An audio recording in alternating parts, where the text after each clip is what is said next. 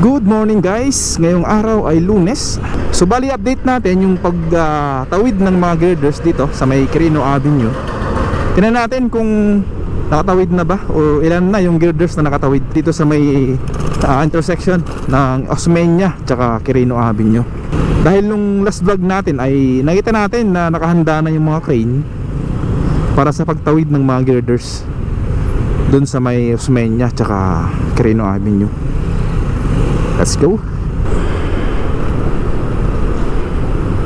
Uy, meron na. Parang isa pa lang. Pero anyway, okay lang. Dahil ganyan ta. Uy, marami na. 3 na yata yung nakatawid. Yan natin.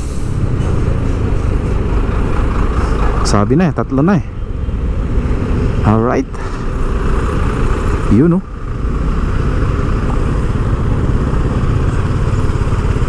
Yun, 3 girders na yung nakatawid dito sa may Osmeña. Alright, so ikot lang tayo ulit doon sa may unahan para makita nyo rin yung mga ibang progress na ginagawa nila. Wow.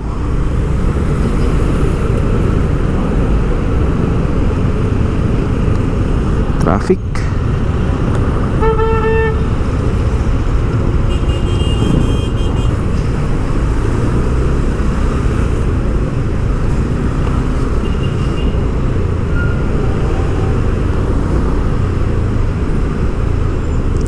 Mas naunang lagyan ng girders tong exit nya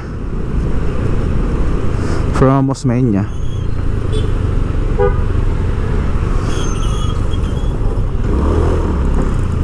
Nakasalang na rin yung sa may dito sa may malapit sa may ilog na to.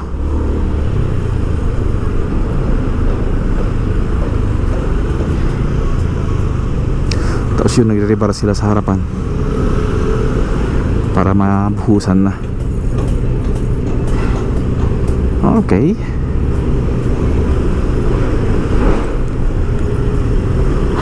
Lunes kasi ngayon kaya medyo traffic dito.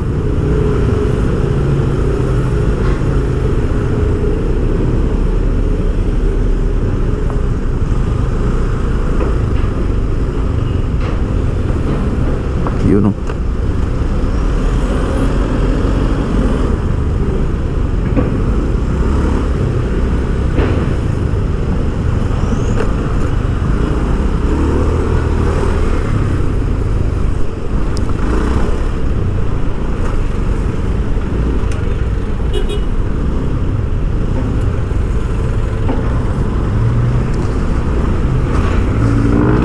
Parang malabo ngayong taon na to na mag partial opening to.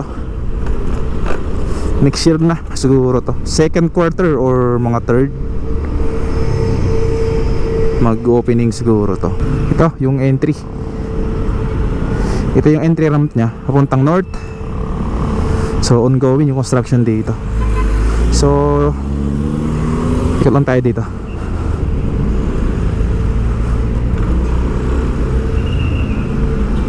So yan, so diretso na tayo hanggang dun sa may dulo. Dahil ang main purpose lang natin para ma-update to ngayon ay yung girders na tinatawid dito sa may Osmeña. So let's go. Yan, as is naman dito, or may mga konting part lang na mga na-update or naayos nila. Pero so far marami naman ditong mga trabahante. Puspusan naman yung ginagawa dito. So tingnan natin paggabi kung gumagawa pa rin sila, kung 24/7 yung trabaho nila. Yan, nasarapan na natin yung mga crane. At kitang kita natin yung nakatawid na girders. 3 girders yung nakatawid dito. Wow. Yan grabe, laki. So as you can see, yung girders dito na tumawid ay 3. Dahil 3 lang yung tatawid dito sa may entry. Yan, malapad lang tong pinaka base nya or pier heads nya sa taas. Pero 3 lang talaga yung tatawid dito. So pag natapos yan ay siguradong didire-diretso na yan yung paggawa nila ng mga girders dun sa papuntang So update natin ulit dito next week para ma-update kayo. So yan, ganito lang muna itong vlog natin at see you on the next one. Peace!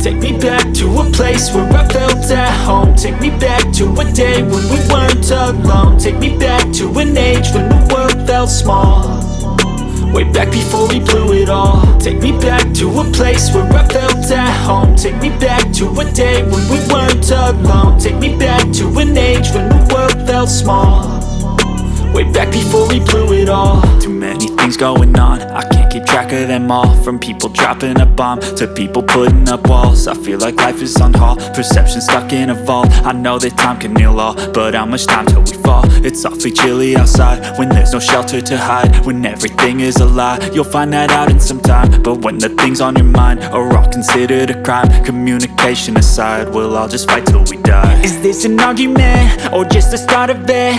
Either way, I don't wanna be a part of it.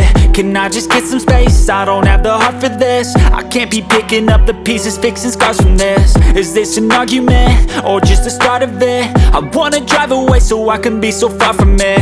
I wanna find a place where no one breaks their promises, or maybe drown myself in something that is bottomless. Take me back to a place where I felt at home. Take me back to a day when we weren't alone. Take me back to an age when the world felt small, way back before we blew it all. Take me back to a place where I felt at home. Take me back to a day when we weren't alone. Take me back to an age when the world felt small, way back before we blew it all. I know that things seem bad, but they could be much worse. There's always someone else who has a greater curse, a greater thirst, a hunger, pain, and mercy. Just find whatever you got and try to be thankful first. I wanna feel again, I need a couple friends. I never really understood just how the story ends, but I can feel it's tense, don't know the consequence. The volatility of life, my only confidence. A greater thirst, a hunger, pain, and mercy. Just find whatever you got and try to be thankful first. I wanna feel again, I need a couple friends.